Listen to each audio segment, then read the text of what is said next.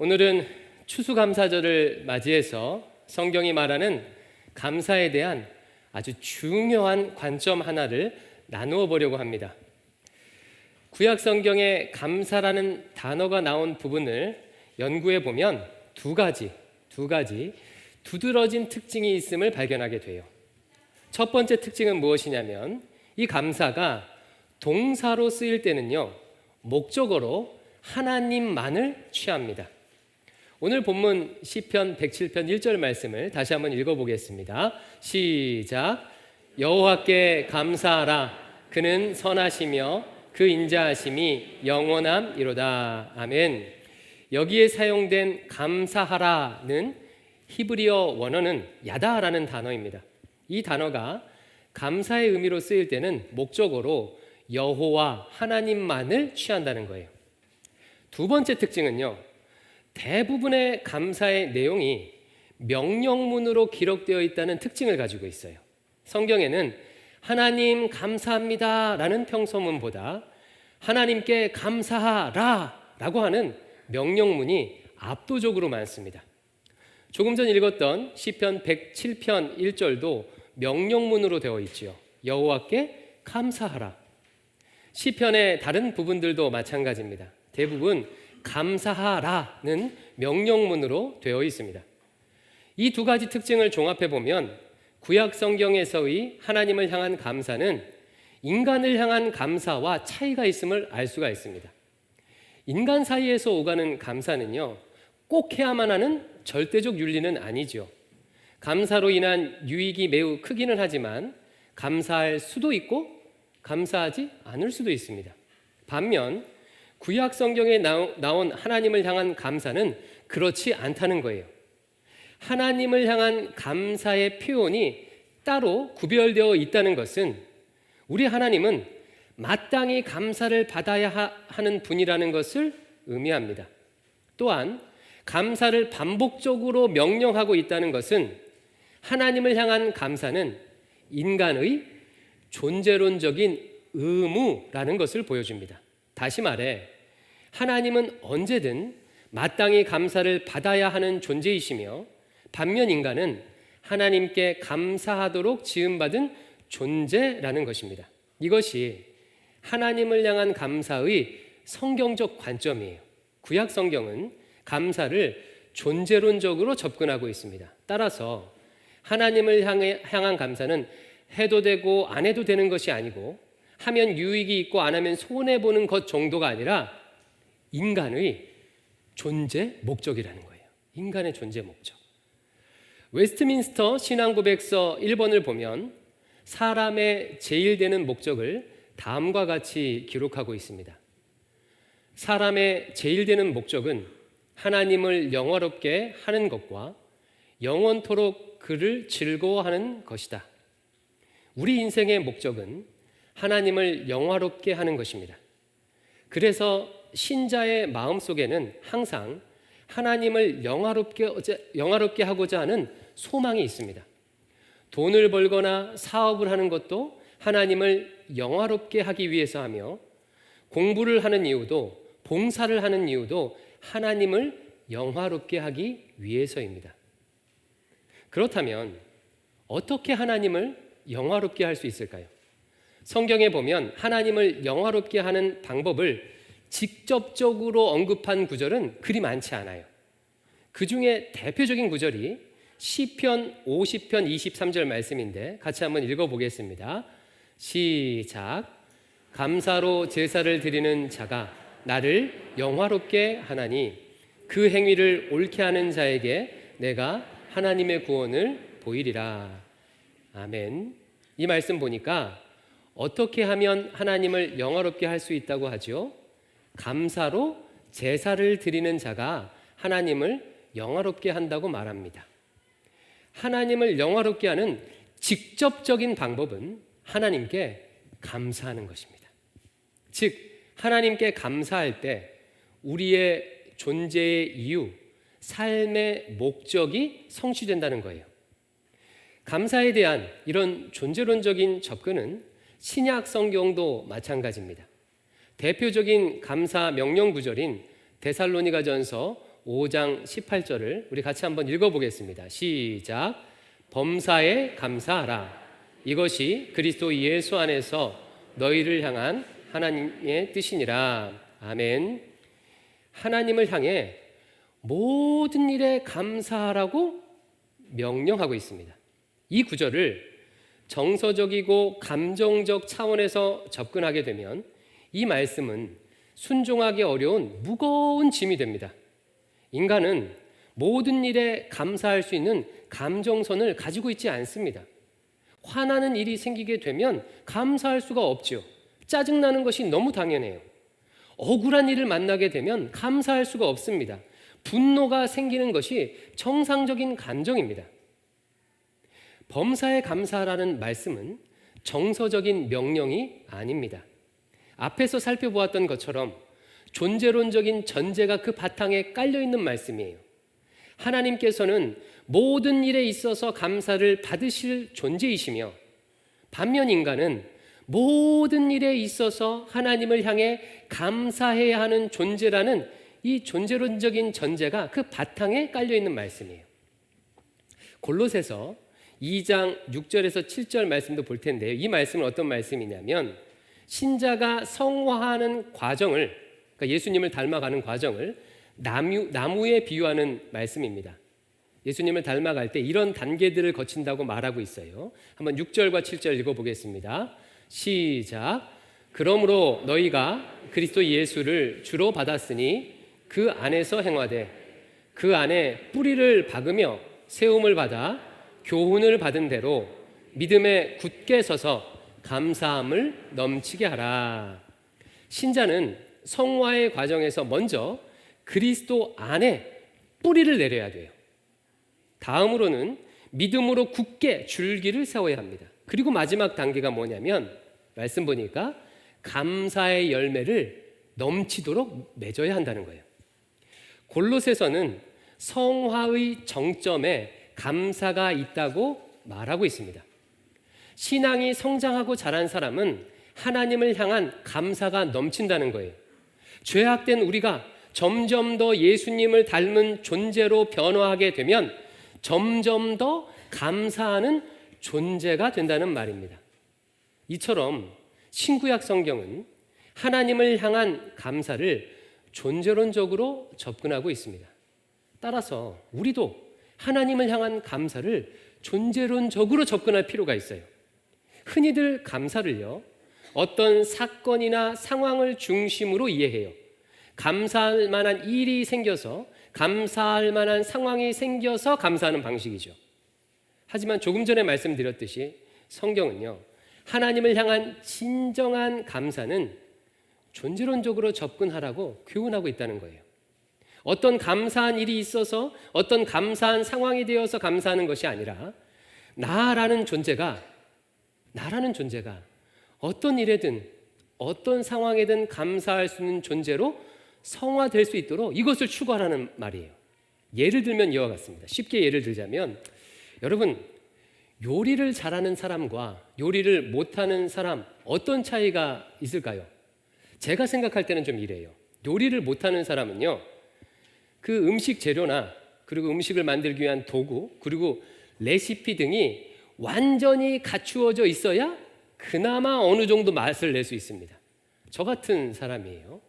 반면에 요리를 잘하는 사람은요, 그렇지 않아요.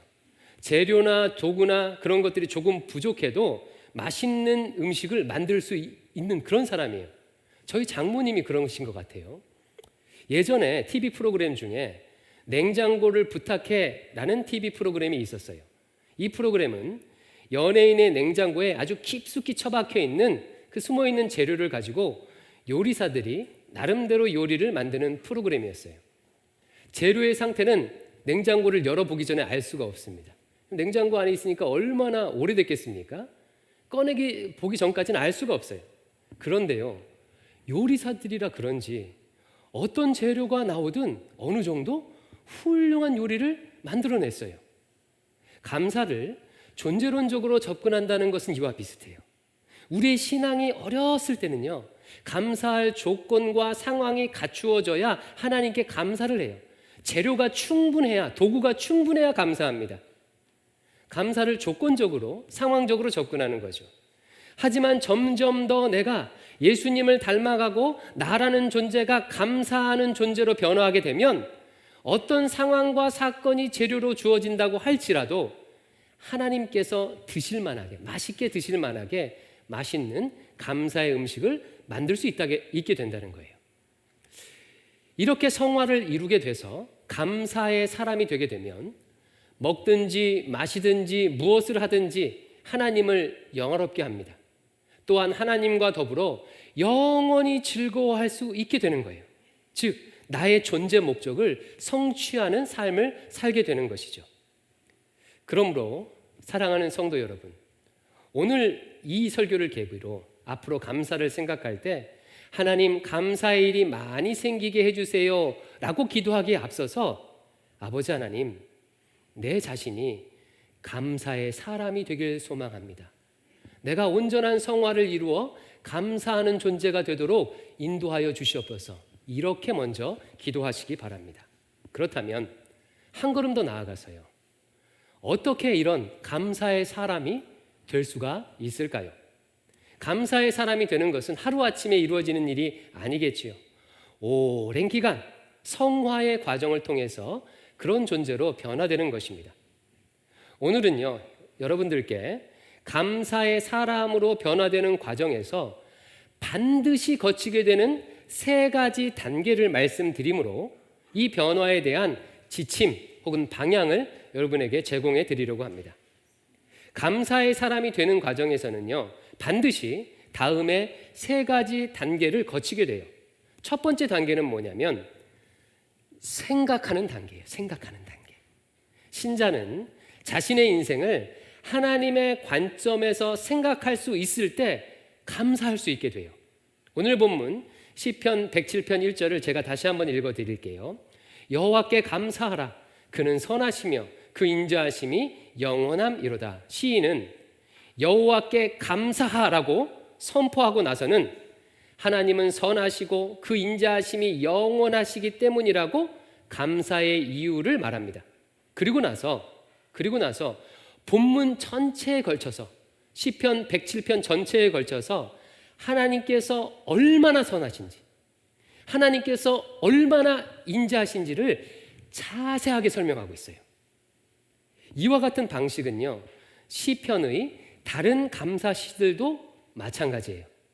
여호와께 감사하라고 단독적으로 명령만 기록하고 있는 시편은 거의 없습니다.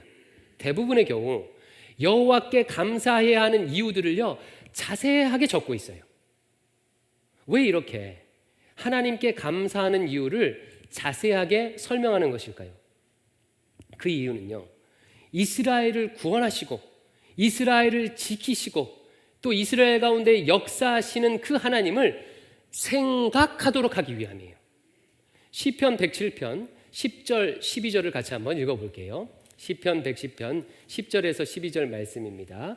조금 어렵으니까 집중해서 좀 읽으셔야 돼요. 시작. 사람이 흑암과 사망의 그늘에 앉으며 곤고와 쇠사슬에 매임은 하나님의 말씀을 거역하며 지존자의 뜻을 멸시함이라. 그러므로 그가 고통을 주어 그들의 마음을 겸손하게 하셨으니 그들이 엎드러져도 돕는 자가 없었도다. 아멘. 이 말씀을 한번 유심히 보십시오. 10절 말씀 보니까 어떤 사람이 흑암과 사망에 있는 것 같은 고통을 당한대요. 12절 하반절에 보면 그가 엎드러져도 돕는 자가 없을 만큼 그런 극심한 고통을 지금 당하고 있어요. 만약에 생각 없이 이 상황대로만 반응한다면 그 사람은 어떤 마음이 들까요? 감사할 수 있을까요? 그렇지 않겠죠. 힘들고 두려울 것입니다. 감사할 수 없습니다. 하지만 말씀 보니까 시인은요, 이 고통의 원인이 무엇인지를 생각했어요. 생각해 보니 11절 말씀에 그 사람이 하나님의 뜻을 거역하고 멸시했기 때문이래요. 그래서 12절에 이런 결론을 내리게 됩니다. 하나님께서 고통을 통해 그를 겸손하게 하셨다는 것을 발견하게 돼요. 이제 내려주셔도 좋습니다. 하나님의 관점으로 생각을 해보니 그에게 찾아온 고통은 그를 겸손하게 하는 하나님의 은혜였던 거예요. 따라서 자신의 백성을 겸손하게 하시는 하나님의 인자하심에 그 고통 가운데 감사할 수 있게 되는 것이겠죠. 여러분, 감사의 사람이 되기 위해서는 내 삶에 벌어지는 일을 하나님의 관점으로 생각할 수 있어야 합니다. 영어로 감사하다라는 말이 뭐죠? 땡스죠, 땡스. 이 땡스라는 말은 생각하다인 think와 어원이 같다고 합니다. 즉, 감사는 생각할 때 할 수 있다는 거예요. 반면에 만약 내가 생각하지 않고 삶을 살게 되면 사는 대로 생각할 수밖에 없어요. 그냥 내 삶의 물결에 휩쓸려서 살게 될 수밖에 없다는 것입니다. 감사일기를 썼던 한 집사님의 간증을 읽은 적이 있는데요. 이분이 다니는 교회에서 감사일기 쓰기 운동을 했던 모양이에요. 하루에 3개씩 숙제처럼 그 감사 제목을 적었어야 됐어요. 혹시 여러분 가운데서도 이런 감사일기 써보신 분이 계시죠? 여러분, 쓰기 쉽습니까? 어렵습니까? 처음에는요, 며칠 적고 나면요, 적을 게 없습니다. 정말 짜내야 3개를 만들 수가 있어요. 그래서 그분도 처음에는 감사의 제목을 찾기 위해 그야말로 짜냈다고 해요. 그런데 감사거리를 짜내기 위해 자신의 삶과 인생을 찬찬히 돌아보며 생각하게 되자 그분의 삶에 변화가 일어났어요. 그분의 고백이 이렇습니다. 내 삶을 돌아보며 생각하자 당연한 것이 하나도 없음을 깨닫게 되었습니다. 아침에 눈을 뜨는 것도, 따뜻한 정오의 햇살도, 학교 간 아이들이 학교에서 집에 돌아오는 일도 당연한 일이 아니었습니다. 하나님의 쉼없는 돌보심이 있기에 가능한 일이었습니다. 내 삶에 일어나는 고통스러운 일들도 마찬가지입니다. 그 일들을 잠잠히 생각하며 돌아보니 그 고통의 순간에도 하나님이 함께 계셨습니다. 그 순간에는 다 깨닫지 못했지만 그 고난을 통해 하나님의 뜻을 이루고 계셨습니다. 그 집사님은 감사일기를 계기로 자신의 삶을 하나님 앞에서 생각하게 되었습니다. 그리고 생각하자 삶의 모든 순간 역사하시는 하나님을 만나게 된 것입니다. 그러니 감사하지 않을 수가 없는 것이죠. 바로 이것이 첫 번째 단계예요. 생각하는 단계. 여러분, 만약 내 자신이 감사를 잘 못한다면 그 이유가 뭐가 있겠어요? 생각하며 살지 않는 거예요. 그냥 바쁜 일상에 사는 대로 생각하기 때문입니다. 다음으로 이 단계를 거치게 되면 두 번째 단계에 이르게 되는데, 이 두 번째 단계는요, 범사에 하나님을 인정하고 살아내는 단계입니다. 범사에 하나님을 인정하고 살아가는 단계예요. 첫 번째 단계를 통해서 자신의 인생을 하나님 앞에서 생각하는 자는 자신의 삶 속에서 역사하셨던 하나님을 만나게 되겠죠. 하나님은 침묵하고 계시는 것이 아니라 언약을 지키기 위해 신실하게 일하고 계셨음을 깨닫게 됩니다. 그리고 이런 깨달음은 현재의 삶을 믿음으로 살아가게 하는 원동력이 돼요. 여러분, 지난 1년 동안 대광교회에 역사하셨던 하나님을 한번 생각해 보십시오. 지금 한번 생각해 보세요. 여러분 보시기에 지난 1년 동안 하나님께서 대광교회를 버려두고 외면하셨던 것 같습니까? 아니면 함께 하시며 인도하셨던 것 같습니까? 생각하면 생각할수록 하나님의 돌보심과 인도하심을 고백할 수밖에 없어요. 상황적으로만 보면요, 대광교회는 그 어떤 때보다 위기의 순간에 있었습니다. 40년 가까이를 훌륭히 목회하신 목사님께서 은퇴하시고 풋내기 목사가 새롭게 부임했어요. 오랫동안 교회를 안정적으로 섬겼던 박석환, 노명송 목사님도 사임하시고 결혼도 안 한 총각 목사님들이 교구를 새롭게 맡았어요. 무엇보다 코로나19로 인해서 사역 환경이 정말 시시각각으로 변했습니다. 하나부터 10까지 그야말로 새롭게 적응해야 하는 일들 투성이었습니다. 하지만 우리 하나님께서는 이 모든 일들을 조율해 주셨어요. 온라인 사역을 통해서 영적 공백이 없도록 해주셨고, 말씀 묵상 운동을 통해서 몇몇의 사람들이 아니라 전 성도를 제자 훈련시키고 계십니다. 또한 가정 예배를 통해서 가정에서 더 적극적으로 영적 싸움을 싸우도록 인도하셨어요. 기도의 힘이 필요할 때 금요 기도회로 모여서 온 성도가 같은 제목으로, 같은 기도 제목으로 함께 부르짖도록 해주셨어요. 지난 1년을 생각해 보니 어떤 마음이 들지요? 아하, 이때를 위해서 하필 이런 성향과 성격을 가진 사람을 세워주셨구나 라고 여러분 인정되지 않으십니까? 아마 동일하게 느끼실 것 같아요. 생각하면 생각할수록 하나님의 세심한 돌보심과 인도하심이 느껴져서 감사하지 않을 수가 없습니다. 그러면 물을게요. 이렇게 올 한 해도 2021년 한 해도 인도하신 하나님께서 잘 들어보세요. 지금도 그리고 앞으로도 대광교회를 선하심과 인자하심으로 인도하실까요? 안 하실까요? 예, 반드시 함께 하시며 인도하십니다. 언약의 신실하신 하나님은 우리를 반드시 의의 길로 인도하시고 자신의 뜻을 성취하실 거예요. 그럼 한 번 더 질문 드려볼게요. 이렇게 지금도 인도하고 계시고 앞으로 인도하실 하나님께 우리가 보일 수 있는 마땅한 반응은 무엇일까요? 여러분, 아주 간단해요. 그 하나님의 함께 하심을 인정하면서 오늘 내게 주어진 삶을 살아내면 되는 것입니다. 지난 1년간의 감사의 경험이 오늘과 앞으로의 삶에도 이어지도록 하는 것, 이것이 하나님을 향한 진정한 감사의 표현이 되는 것입니다. 오늘 본문 시편 107편도 그것을 지향하고 있어요. 시인이 여호와께 감사하라고 명령할 때는 과거를 돌아보며 과거의 일에만 감사하라는 말씀이 아닙니다. 과거에 역사하셨던 하나님의 구원을 자세하게 묘사하는 이유는 그 기억을 바탕으로 바로 오늘을 살아내도록 격려하기 위함이에요. 생각해 봐. 하나님께서 이렇게 내 삶을 신실하게 인도하셨지? 그 하나님이 오늘도 내 삶을 여전히 인도하고 계셔. 그러니 그 하나님의 함께 하심을 인정하며 오늘 너에게 주어진 삶을 살아내렴 하고 도전하고 있는 것입니다. 바로 이것이 여호와께 감사하라는 명령에 대한 더 차원 높은 순종입니다. 신자가 점점 더 감사하는 존재로 성화하면 성화하게 될수록 모든 일에 하나님의 함께 하심을 인정하며 살아가게 돼요.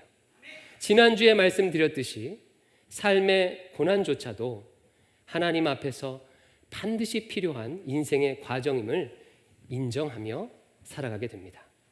그래서 저는요, 아까 읽었던 데살로니가전서 5장 18절 말씀, 이 범사에 감사하라, 이 말씀을요, 이 두 번째 단계의 관점에서 해석하고 적용해요. 이 범사에 감사하라는 말씀은 모든 일에 있어서 하나님의 함께 하심을 인정하며 살아라 라고 해석하며 적용합니다. 바라기는 우리 대광의 모든 성도들은 모든 일에 하나님의 함께 하심을 인정하고 오늘 내게 주어진 삶을 살아내시는 그런 존재로 성화하시길 바랍니다. 바로 이 삶이 감사예요, 감사. 마지막으로요, 감사하는 자로 변화되는 세 번째 단계, 마지막 가장 높은 단계는 나눔의 단계예요. 나눔의 단계. 여러분, 눈에 보이지 않는 하나님께 우리가 어떻게 감사를 표현할 수 있을까요? 하나님은 조금도 부족함이 없으신데 조금도 부족한 것이 없는 하나님께 어떻게 감사를 표현할 수 있을까요? 물론 오늘처럼 감사의 예배를 드리고 찬양하는 것도 좋은 표현일 수가 있겠지요. 그런데 이보다 더 좋은 방법이 있습니다. 성경은 하나님을 향해 감사를 표현하는 최고의 방법 중 하나가 연약한 이웃들을 돕고 섬기는 것이라고 말합니다. 마태복음 25장에 보면 예수님께서 종말 때 이루어질 심판에 대해서 설교하시는 장면이 나와요. 종말의 때가 되면 왕 되신 주님께서 사람들을 한쪽으로 오른편으로 또 더 왼편으로 이렇게 두 부류로 나누시면서 심판을 하십니다. 주님께서 이 오른편에 있는 자들, 하나님 나라를 상속받을 자들에게 이렇게 말씀하셔요. 복받을 자들이여, 너희들이 하나님의 나라를 상속받을 것이다. 너희는 내가 줄이고 목마를 때 먹을 것과 마실 것을 주었다. 내가 나그네 되었을 때 나를 영접하였다. 내가 헐벗고 병들고 옥에 갇혔을 때 너희는 나를 돌봐주었다. 그러자 오른편에 있는 사람들이 이렇게 주님께 반문합니다. 주님, 언제 우리가 주님께 그렇게 했습니까? 이 질문에 대해서 주님께서 다음과 같이 대답하셔요. 마태복음 25장 40절인데 같이 한번 읽어보겠습니다. 시작. 임금이 대답하여 이르시되 내가 진실로 너희에게 이르노니 너희가 여기 내 형제 중에 지극히 작은 자 하나에게 한 것이 곧 내게 한 것이니라 하시고, 여러분 이 말씀을 주의해서 다시 한번 잘 보십시오. 자, 주님께서 지금 뭐라고 하시죠? 가난하고 헐벗고 굶주린 지극히 작은 자를 누구의 형제라고 지금 얘기하고 있습니까? 너희의 형제라고 얘기하고 있습니까? 주님 자신의 형제라고 얘기하고 있습니까? 내 형제, 주님의 형제라고 말씀하고 계시고, 그리고 더 나아가서 이들에게 하는 것이 곧 자신에게 하는 것이라 말씀합니다. 사랑하는 성도 여러분, 우리 주님은 연약한 이웃을 자신의 형제로 여기십니다. 심지어 자기 자신과 동일하게 여기십니다. 구약 성경 레위기와 신명기 율법에 보면 하나님께서 자신을 고아와 과부와 객의 하나님이다, 가난한 자들의 하나님이다 라고 선언하시는 말씀이 여러 차례 나옵니다. 하나님께서는 연약한 이웃을 돌보고 섬기는 것을 하나님 자신께 하는 것으로 여기십니다. 따라서 하나님께 감사를 표현하는 최고의 방법 중 하나는 우리 주변에 있는 사회적 약자들을 돕고 섬기는 것입니다. 그분들을 섬기는 것이 곧 주님을 섬기는 것입니다. 한국이 경제적으로는 선진국에 진입했다고 하지만 여전히 우리 주변에는 가난과 질병으로 고통하는 사람들이 너무나도 많이 있습니다. 바로 그분들이 우리 앞에 찾아오신 예수 그리스도이십니다. 참으로 하나님의 은혜에 감사하는 자는 이런 연약한 이웃들을 외면하지 않고 그분들을 예수님처럼 여기며 기꺼이 나누고 섬깁니다. 결국 감사의 최고의 단계는 골로새서가, 아까 읽었던 골로새서가 말씀하고 있는 것처럼 감사함이 나로부터 흘러 넘쳐서 내 주변과 이웃에게 사랑을 전하고 나누는 것입니다. 주님은 이런 우리의 섬김을 자신에게 한 감사의 표현으로 기뻐 받으십니다. 우리 대광교회는요, 이것을 위해서 이번 연말 구체적으로 이것을 실천해 보려고 계획했습니다. 추수감사절인 오늘부터 성탄절인 12월 25일까지 위드라는 제목, 즉 함께라는 제목으로 함께하는 행사를 개최하려고 합니다. 오늘 주보 안쪽 코이노니아 광장에 나와 있죠. 그럼 한번 보십시오. 두 가지 함께가 계획되어 있는데 첫 번째 함께는 뭐냐면요, 성도들이 함께하는 행사예요. 이번 주 수요일 어머니 기도회, 또 순장들의 뮤지컬 관람, 성탄 전야 행사, 또 성탄 예배를 통해 성도들이 함께하는 행사를 기획하고 있어요.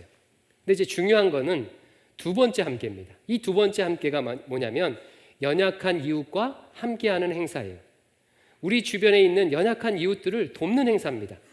12월 첫째 주 주일에는요, 매년 했던 것처럼 중랑구의 불우이웃을 돕기 위해 헌금을 하게 됩니다. 그날 드려지는 주일 헌금은 전부 중랑구 불우이웃 돕기를 위해 사용됩니다. 12월 18일 토요일에는 연탄 봉사를 계획하고 있습니다. 선착순으로 한 50명 정도 자원하시는 분을 받아서 우리 상계동에 가서 연탄 봉사 하려고 합니다.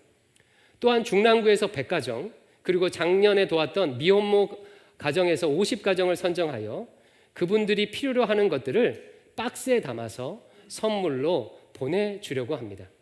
또 주일학교도 사랑의 저금통 행사를 작년에 의해 개최합니다. 이번 행사를 기획한 이유는요, 한 가지입니다. 주님의 은혜가 너무 감사하기 때문이에요. 지난 한 해 동안 우리를 돌봐주신 은혜가 너무나도 감사하고, 나를 위해서 인간의 몸을 입고 이 땅에 오신 그 은혜가 감사하기에 그 감사를 표현하기 위해서 이웃을 돕고 섬기는 것입니다. 말씀을 맺겠습니다. 성경은 하나님을 향한 감사가 신자의 존재 이유라고 말합니다. 따라서 우리는 온전히 감사하는 존재가 되기를 소망하며 성화를 이루어야 돼요. 그리고 이 성화를 위해서 먼저는 하나님 앞에서 내 삶을 생각할 줄 알아야 합니다. 그리고 다음으로는 하나님의 함께 하심을 인정하며 내게 주어진 삶을 살아내는 거예요. 그리고 마지막으로는 하나님께서 내게 주신 이 풍성한 은혜들을 이웃에게 나누는 것입니다. 이와 같은 은혜가 우리 모두에게 있기를 주님의 이름으로 축원합니다. 이 시간 이 마음을 담아서 우리 찬양을 하나 할 텐데요, 좀 생소하신 분들도 있을 텐데 후렴은 어렵지 않습니다. 지난 한 해 동안 은혜 베풀어 주신 하나님께 감사의 마음을 담아서 시작됐네라는 이 찬양 같이 하나님께 드리겠습니다.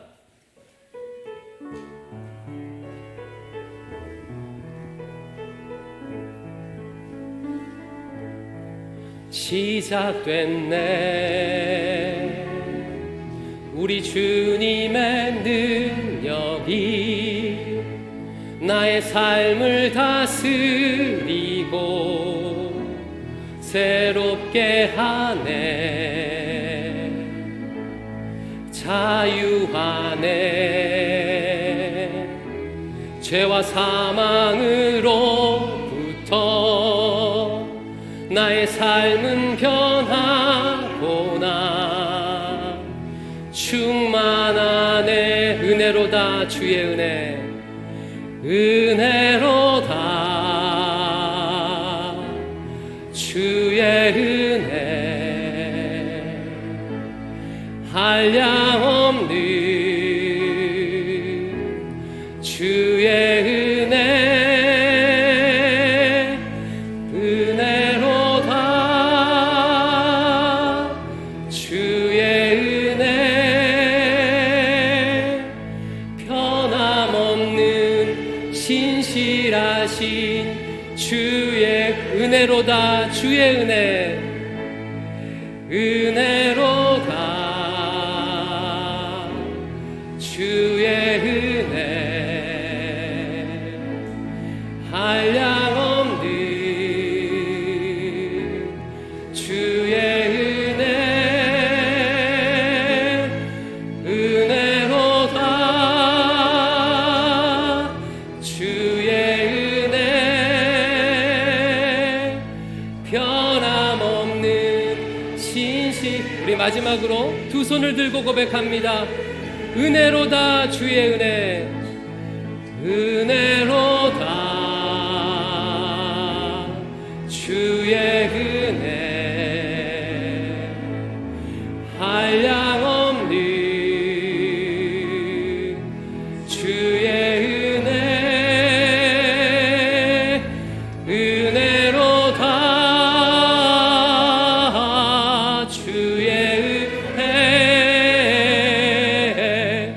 변함없는 신실하신 주의 은혜. 기도하겠습니다. 아버지 하나님, 이 모든 것이 하나님의 은혜임을 고백합니다. 이 은혜에 합당하게 하나님 앞에 온전히 감사하는 저희들 되도록 인도하여 주시옵소서. 대광의 모든 성도들이 성화를 이루어 감사하는 존재가 되도록 인도하여 주시옵소서. 예수님 이름으로 기도드립니다. 아멘.